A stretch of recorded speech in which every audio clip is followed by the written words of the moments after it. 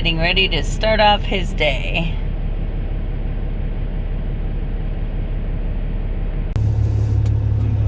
All right, here we go, gang.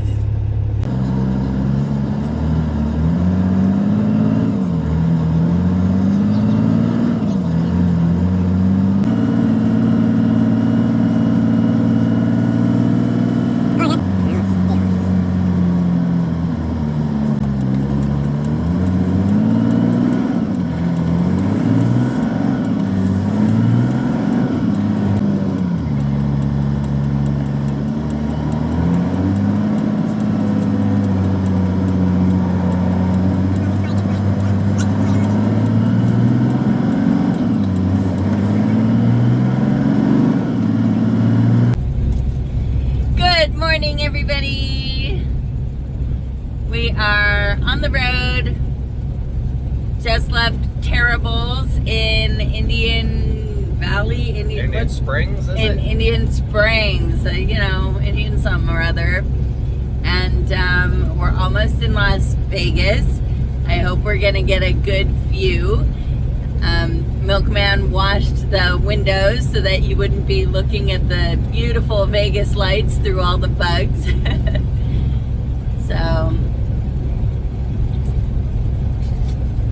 So how far do you think you're gonna get? Without a GPS anymore, I'm lost. I As know. far as I have no idea. It's really hard. Yeah, I'm clueless. But I'm thinking you'll probably at least get to the Arizona-New Mexico state line.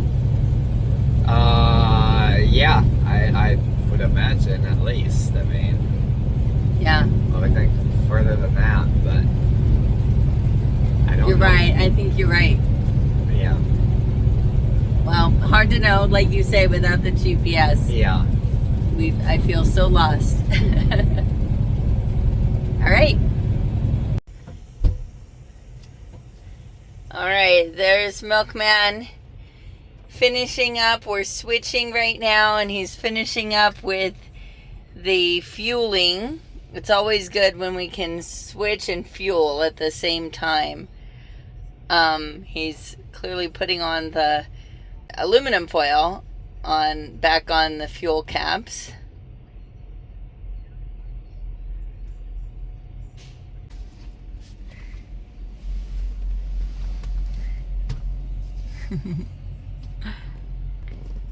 There he is. He'll take care of this one now.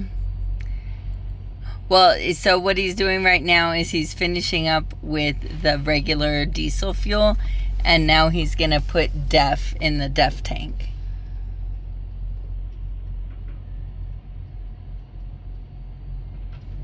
DEF is, just an acronym for diesel exhaust fluid.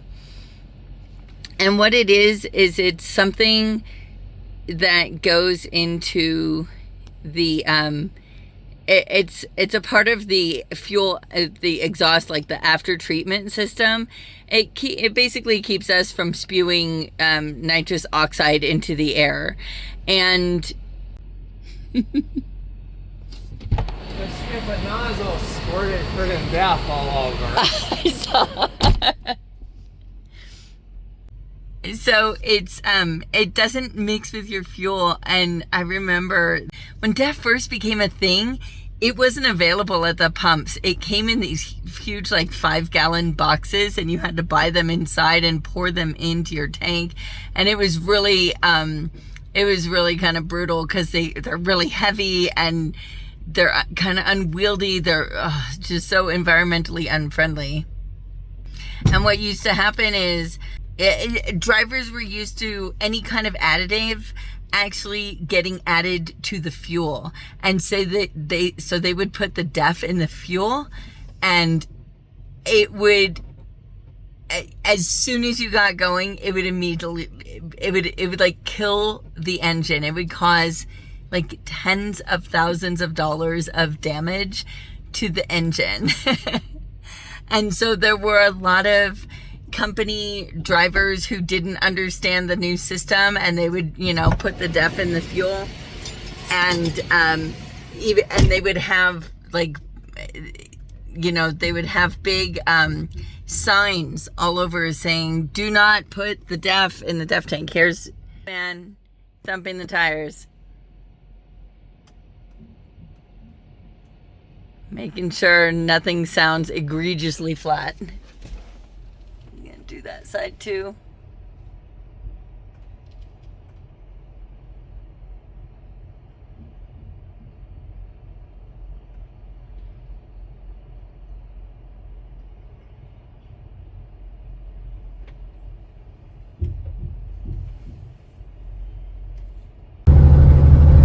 Alright, Ski Babe's in the driver's seat. Milkman just made us lunch. Lugnut over here is sick. Yes, Lugnut has a cold. A real bummer. Alright, so we are in northeastern, northeastern where? New Mexico. We are in northeastern New Mexico. Still heading towards Dallas to deliver this load that we've had for, it feels like forever, but you know, that was a good thing because it got us home for a day and a half. So I am just making my way towards Amarillo, and right after Amarillo is where I'm going to get off the interstate and take 287 down quite a few hundred miles towards the Dallas area. We have a delivery appointment tomorrow morning at like 10 o'clock in the morning. That's pretty late. I think that's how our other one was too, though, there. It was. Yeah. And we got a load. That's true. So it's late in the morning, but we'll either get a load or we'll get a load the next day. Yeah, we're trying to be more of a no stress situation in this truck. Except for Lugnut, he's stressed out because he has a lot of schoolwork to do. Yeah, I'm sick. And he's sick, and I'm still making him do schoolwork. I mean, worse. Anybody that's like sick, unless you're dad, you're gonna be in school. That's how it works. The thing is, we don't make, when Lugnut gets sick, it's usually that he's sick to his stomach. He's motion sick. And so if I try to make him do school while he's motion sick, this is only going to make matters worse. So of course I don't make him do school. But there's no reason you can't do school while you're, while you have a cold. So the one thing that I really don't like about not having a trucker GPS is not knowing where the rest areas are. Yeah. Because Google Maps is not good with that. You can find all the rest areas that are like on the screen, but you can't tell it, find me the rest areas along my route. And so I'm really missing that feature. I was thinking if I got within 360 miles, that's 6 hours, right? Yeah. That would get you there at 6, which would be 7, 8 o'clock that time. Yeah. Is that not good? Or Yeah, that's good. So do that. Alright, love ya. Love you. On the west side of Amarillo is an art installation called the Cadillac Ranch. It's a bunch of Cadillacs. They're like buried nose first into the ground. And this attraction holds a special place in my heart because back in 1996, I did a Route 66 trip with my bestie Stephanie. And we went there and saw it and took a couple photos.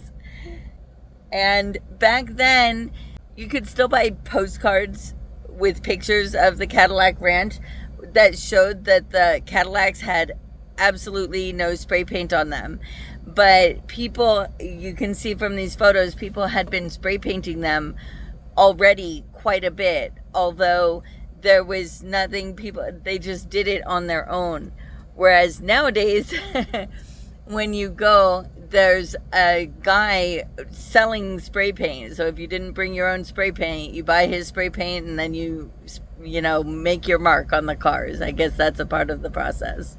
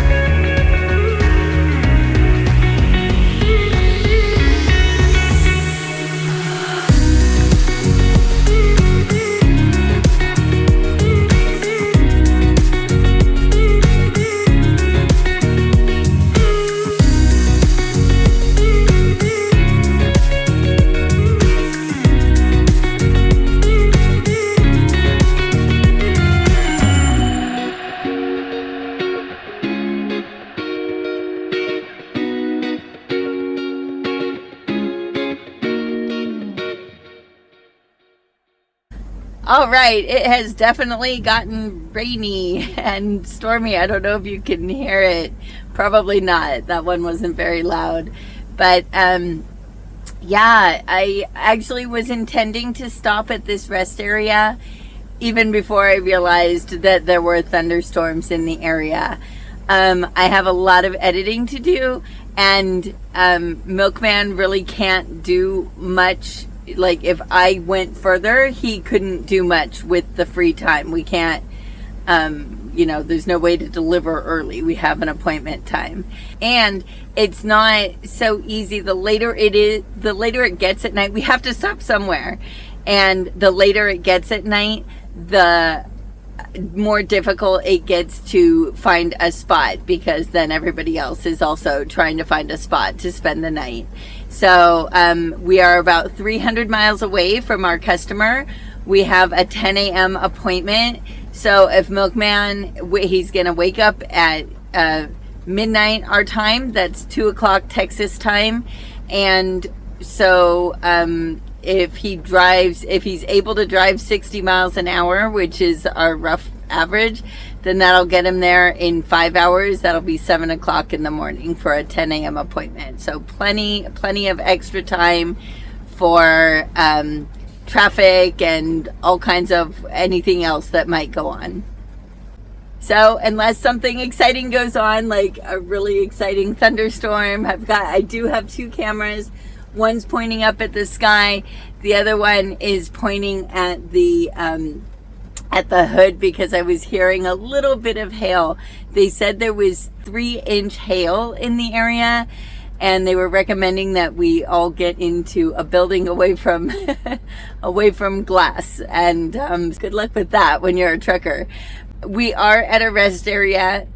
If there were tornadoes and it was, it really got down to it, I'm sure this rest area has a tornado shelter in it, because most of these rest areas do. But this is just hail. It's not gonna, it might damage our truck, but it won't damage us here on the inside. All right, so thanks for watching. We will catch you next time.